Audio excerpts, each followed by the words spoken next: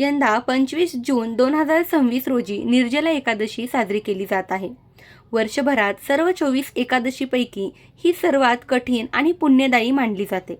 या व्रतात भाविक अन्नासह पाण्याचा एक थेंबही न घेता निर्जल म्हणजेच कडक उपवास करतात आणि भगवान विष्णूंची पूजा देखील करतात. महिन्यातून 2 एकादशी येतात आणि वर्षातून एकूण 24 एकादशी येतात.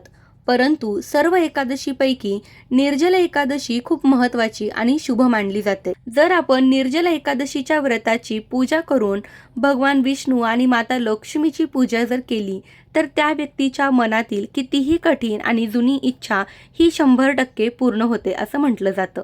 वर्षभरातील इतर 23 एकादशीचे व्रत करणे शक्य नसेल तर केवळ या एकादशीचे व्रत केल्याने सर्व एकादशीचे पुण्य प्राप्त होते अशी मान्यता आहे.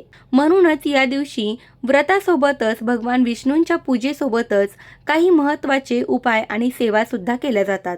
याबद्दलची संपूर्ण माहिती तुम्हाला जाणून घ्यायची असेल तर खाली दिलेल्या लिंकवरती क्लिक करून तुम्ही संपूर्ण व्हिडिओ बघू शकता.